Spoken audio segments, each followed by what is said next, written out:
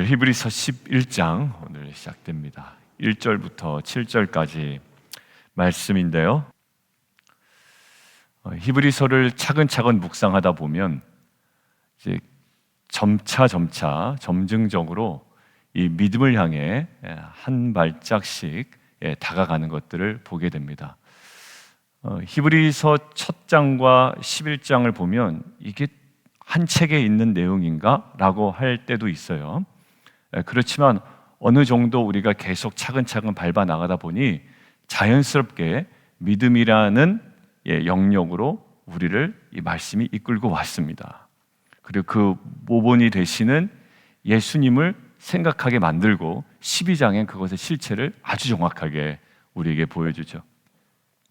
어제 우리가 묵상한 것 중에 어제가 나누고 제가 밑에 내려가서 기도하고 있는데 갑자기 떠오르는 민수기 장면들이 있어서 카톡으로 제가 남겨드렸죠. 그들은 현실적으로 유대교로 다시 돌아갈 수밖에 없다고 생각을 했을 것이고 상식적이라고 생각했을 것이고 그렇게 큰 문제가 아닐 거라고 아마 생각을 했을 겁니다.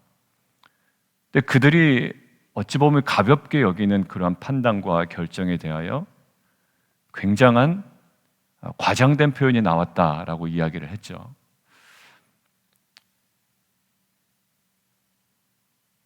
민수기 장면이 떠오르는 거예요.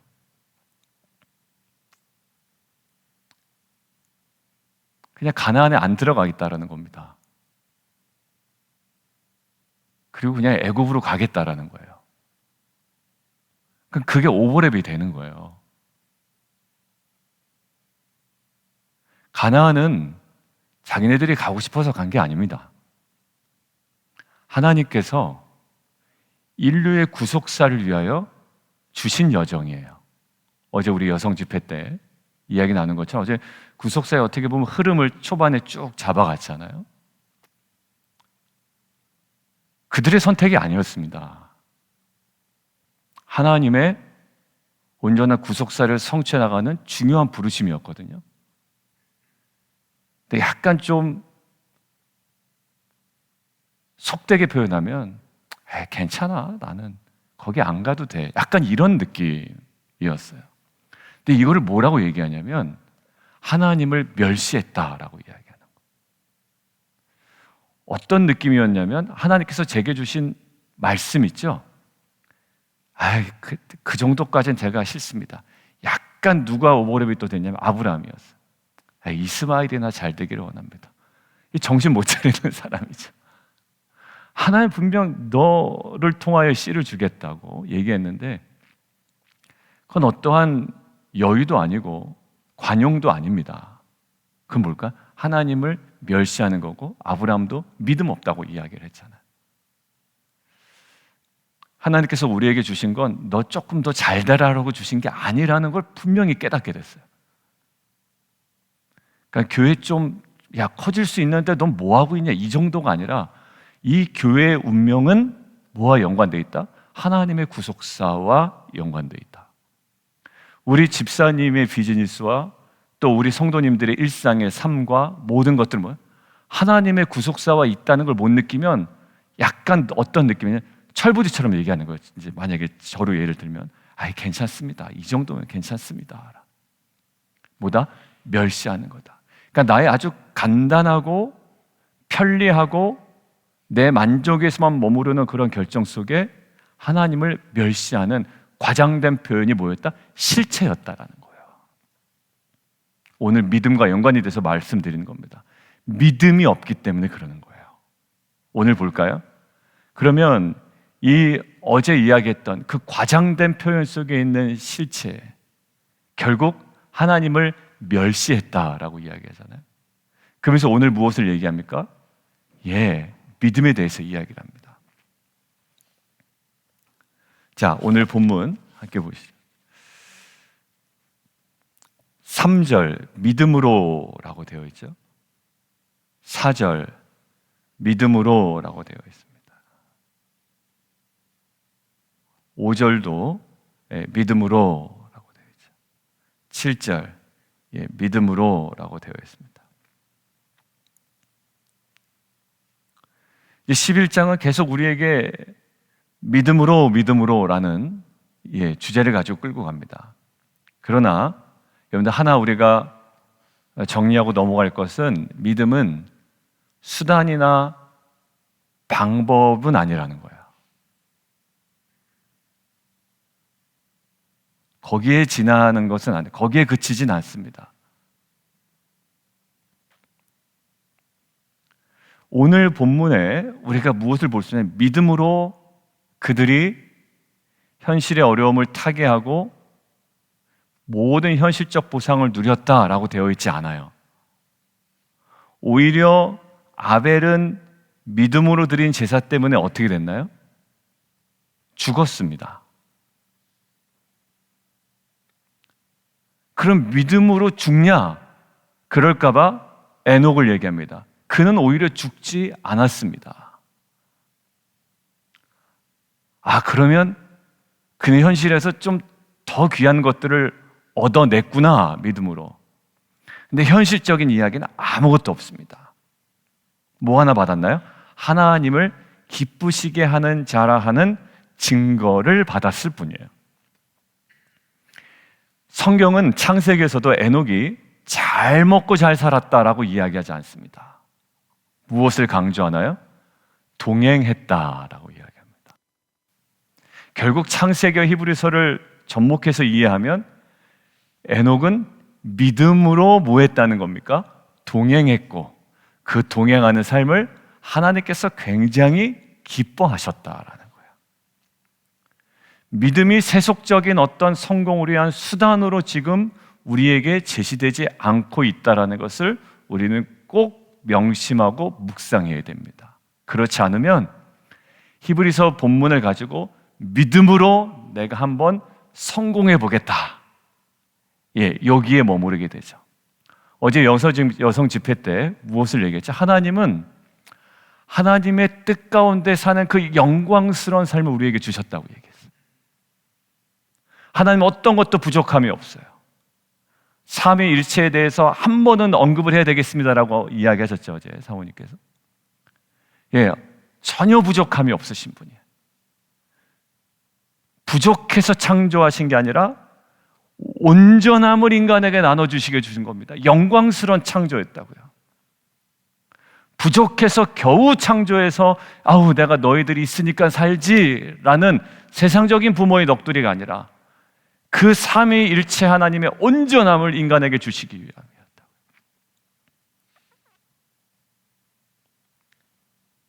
그 하나님의 그 온전함을 누리는 뜻 가운데 사는 거예요. 근데 인간이 어느 쪽으로 갔죠? 오히려 우리의 신앙이 나의 뜻을 이뤄내는데, 하나님 내가 열심히 기도할 테니 내가 원하는 것 좀 해주십시오. 이렇게까지 기도하고 이렇게까지 매달리는데 안 해줄 겁니까? 뭐가 살아있죠? 하나님의 뜻보다 나의 원함이 강하게 뭐라고 그랬죠? 우상숭배요? 어제 표현으로 하면 지긋지긋한 자기중심이라고 그랬죠. 오늘 믿음 보십시오. 이 믿음이 지극히 어제 언급된 자기중심으로 흘러가면, 그래, 믿음으로 내가 다 이루어낼 거야, 믿음으로 내 자식은 성공시킬 거야, 하나님께 매달려서라도 내가 이렇게 되면 현실적인 보상과 어떻게 보면 자기가 이루지 못한 것에 대한 어떻게 보면 모든 열등감의 모든 표현이 자기중심적인 지점으로 집약되어 버린다고요. 겨우 그 정도일까요? 천지를 만드신 하나님의 그 무한한 영광심 보십시오. 결국 믿음으로 아벨은 잘 살았다가 오히려 죽었어요. 에녹은 믿음 때문에 평생 떵떵거리며 살았던 것이 아니라 오히려 그냥 단순한 거 하네, 하나님을 기쁘시게 하는 자라는 증거를 받았다. 믿음으로 노아는요, 방주를 줘가지고 팔아가지고 대박 났나요? 아니요. 단순히 어디에 집중합니까? 경고하심을 받아 경외함으로 방주를 준비했다라는 거예요. 그러니까 결국 노아에게 있었던 믿음의 결국은 뭐였습니까? 방주를 준비한 거예요. 무엇과 연관되어 있죠? 구속사와 연관되어 있어요. 거기 굉장히 중요한 의미가 하나 담겨 있습니다. 이로 말미암아, 결국 그 집을 구원하셔서 이로 말미암아 세상을 정죄해요. 그리고 믿음을 따르는 의의 상속자가 되었다. 믿음과 의가 나오죠. 로마서의 강조에는 믿음과 의가 여기 나오는 겁니다. 여러분들, 지금 히브리서가 강조하는 믿음이 뭡니까? 믿음으로 살면 현실적인 모든 보상들을 너희가 누릴 수 있어 라는 것이 아니에요. 오히려 믿음으로 죽었다고요? 제사를 드리다가? 그리고 믿음으로 단순히 하나님을 기쁘시게 하는 자라라는 증거를 받았을 뿐이에요. 그리고 믿음으로 경고하심에 대한 경외감으로 방주를 지었던 자였어요. 이 믿음의 실체가 뭡니까? 어떤 내가 원하는 것들을 얻기 위한 수단과 방법이 아니라는 거예요. 그것은 또 다른 자기중심으로 흘러가요. 하나님의 주권은 없어요. 하나님의 영광은 없습니다. 나의 원함만 있을 거야. 덕지덕지 정말 지긋지긋한, 어제 표현으로 징그러운 그 자기중심만 남는 거죠. 근데 여기서 오늘 보십시오. 결국 믿음으로 이 한 사람 한 사람이 어떻게 세워집니까? 존재가 세워집니다. 저는 이 부분을 묵상했습니다.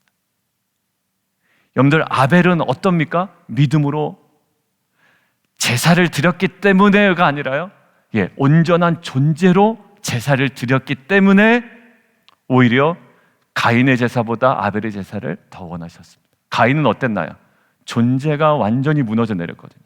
너 죄가 너 문 앞에 엎드러져 있다. 너 욕망이 있다. 너 지금 조심해야 돼 라고 경고를 수백 번 했음에도 불구하고 7절, 경고하심을 받아 경외함으로 제사를 드리지 않아요.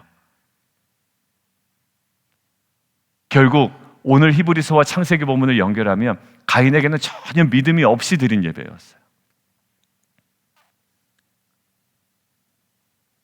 더 나은 제사를 하나님께 드림으로 의로운 자라 하시는 증거를 얻었다. 의가 또 나오죠. 노아에게도 의가 나오죠. 여러분들, 결국 이것은 이 우리의 존재를 새롭게 하는 것이 이 믿음입니다. 우리의 존재를 새롭게 하는 것.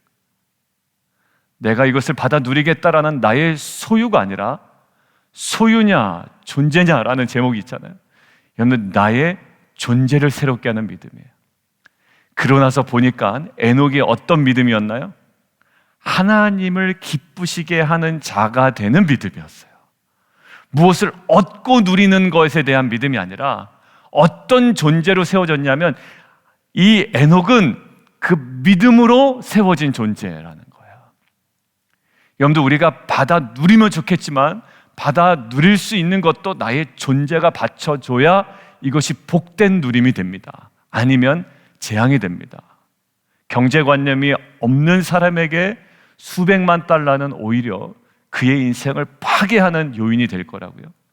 그러나 존재가 새로워진다면 그가 높은 자리에 올라가건 낮은 데 처하건 많은 것들을 소유하건 또 궁핍에 처하건 그는 믿음으로 흔들리지 않는 존재가 됩니다. 믿음이 없는 아이들이, 믿음이 없는 철부지들이 뭔가 하나 얻을 때 느낄 수 있는 그 우월감 생각해 보십시오. 얼마나 불안합니까? 부모들은 계속 얘기할 거야. 야, 원숭이도 어떻게 된다? 나무에도 떨어진다. 너 조심해라. 너 그렇게 해서는 안 된다.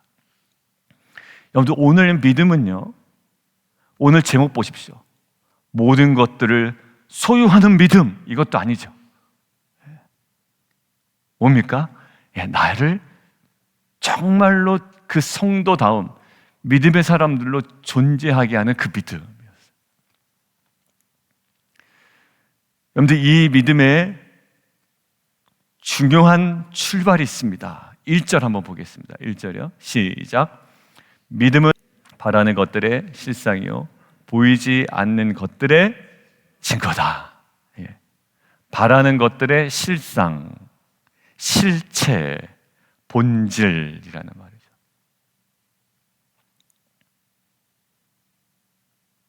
보이지 않는 것들의 뭐다? 증거, 확신이다. 여러분, 문맥상에서 이것들을 이해해야 됩니다. 그러니까 이것들을 탐욕스러움으로 여러분들 묵상하면 어떻게 될까요? 자기중심적으로, 어제 이야기한 자기중심적으로 이해하면 어떻게 될까요? 그래, 내가 저거 대박 나기를 원하는데 믿습니다라고 내가 간절히 기도하면 하나님 이루어 주실 거야. 뭐는 없죠? 말씀에 근거한 믿음은 없어요. 욕망에 근거한 확신은 있는데, 이것이 정말 혼돈스러운 겁니다. 욕망에 근거한 자기 확신은 있는데 말씀에 근거한 사실은 믿음은 아니죠. 지금 뭘 얘기하냐면 똑같습니다. 사실 바라는 것들의 실체고 보이지 않는 것들의 증거다. 거의 같은 표현이라고 보시면 돼요. 왜 그러냐면 이로써 뭘 얻었다고요? 믿음의 선진들이 증거를 얻었대요. 여러분 보십시오. 증거를 얻었답니다.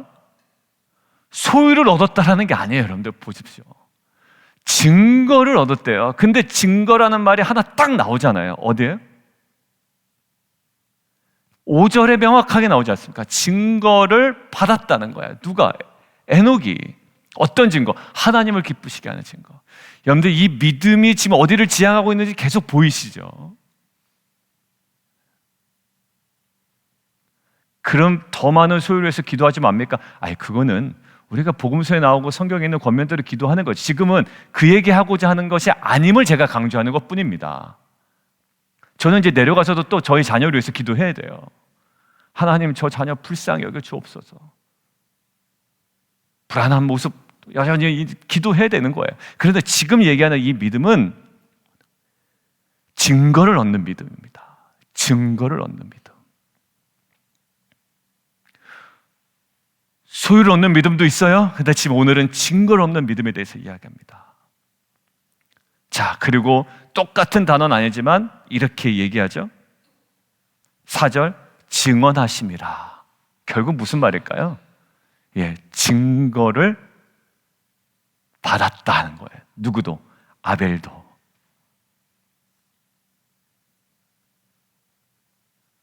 그리고 있죠? 의로운 자라 하는 거기 명확한 증거를 얻었다. 결국 그것이 증언하여 의로운 자라는 증거를 얻었다. 더 명확해지죠?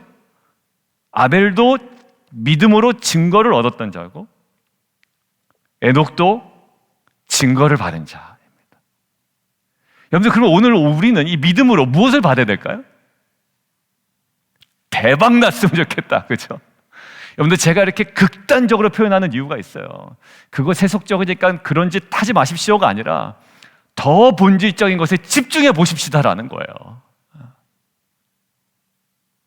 그런 것들은 세속적인 행동입니다. 절대 하지 마십시오가 아니라, 물론 재정을 위해서도 기도하고 자녀를 위해서도 기도합니다. 그렇지만 오늘은 더 궁극적인 자리로 한번 나가보자라는 거예요. 믿음으로 뭐예요? 증거를 얻는 이 믿음을 우리가 한번 같이 찾아보자라는 거예요.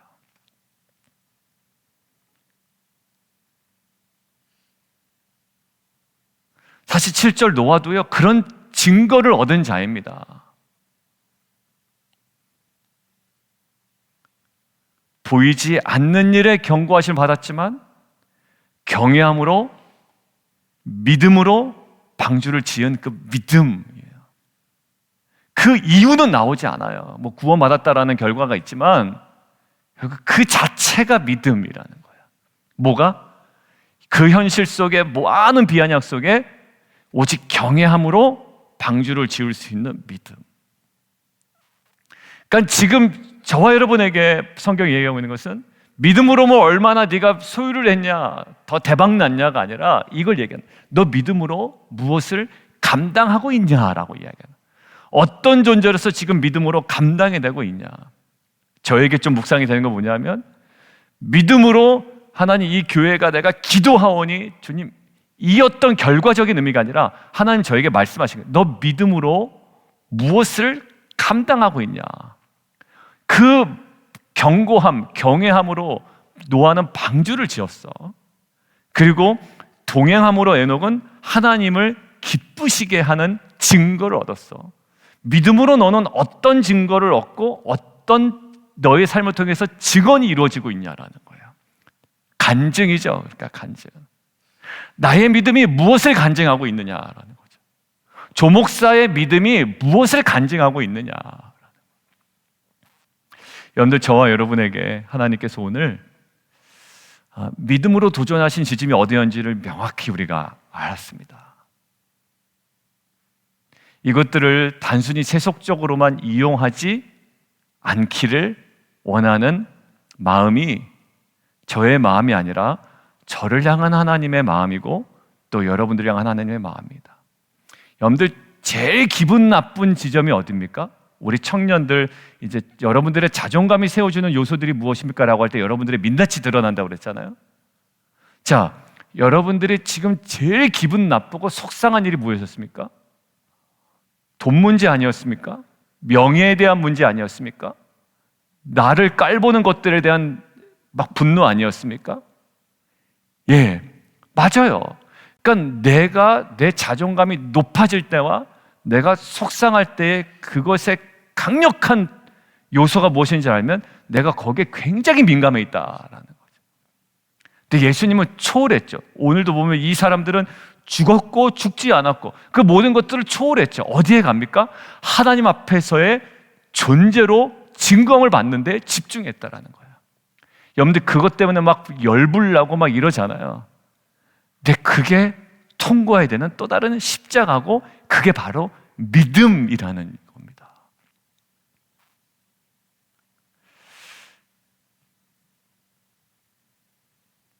보이지 않는 것으로 인해 보이는 세계가 창조되었다라는 믿음에서 이 믿음을 출발하고 있어요. 히브리서는 무엇을 얘기할까요?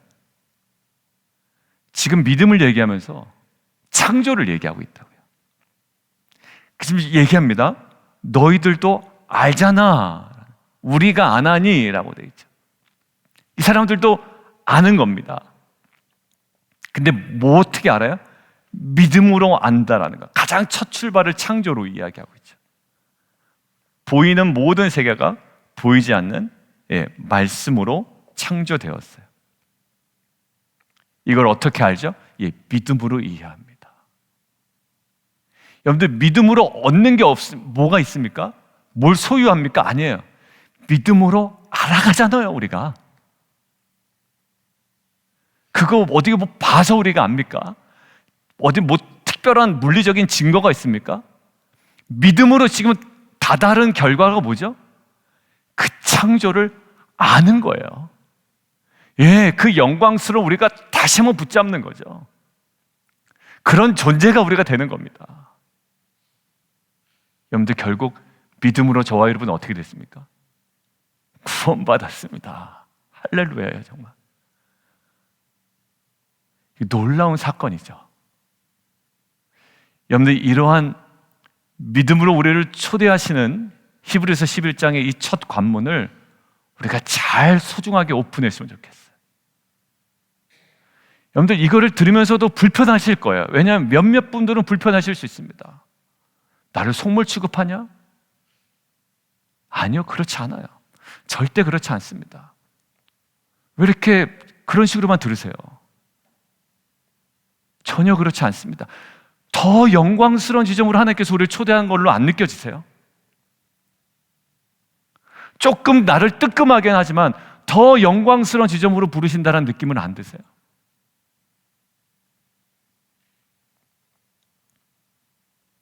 이 믿음은 우리 존재를 새롭게 할 겁니다. 저는 바라고 묵상하고 기도합니다. 이 히브리서가 끝나고 또 11장이 끝나고 12장에 예수님의 그 모습이 우리 가운데 전달될 때에 믿음으로 이 현실적인 문제가 응답됐어요 라는 것도 참 우리가 누려야 되는 은혜이기도 하고요. 우리가 이 11장 끝나고 12장 끝나고 우리 히브리서가 끝날 때는 믿음으로 나의 존재가 새로워졌습니다. 이제. 왜? 유대인 그리스도인들에게 결국 얻고자 하는 바가 무엇일까요? 유대교로 돌아가지 마. 그거 어떤 일이야? 하나님의 아들을 짓밟는 일이야. 은혜의 성령을 욕되게 하는 거야. 언약의 피를 부정하는 거야. 너무 과장된 표현이었잖아요. 근데 그들이 알았던 거야. 나의 너무나도 단순한 결정이 그런 실체를 갖고 있었구나. 이제는 믿음의 실체로 나아가 그들이 존재가 새로워지고 그 영광스러운 그 믿음과 언약의 세계에 더 깊이 나아갔던 것처럼 동일한 은혜가 저와 여러분에게 있기를 주님의 이름으로 축원합니다. 함께 기도하겠습니다.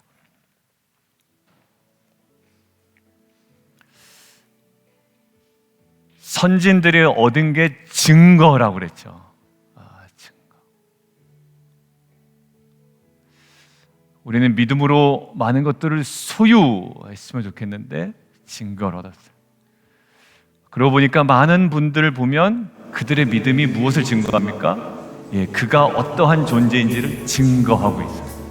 하나님을 기쁘시게 하는 자, 보이지 않는 하나님의 말씀, 이 경고하심을 경외함으로 받아 현실에서 어찌 보면 너무나도 힘든 이 방주를 만들어가는 자,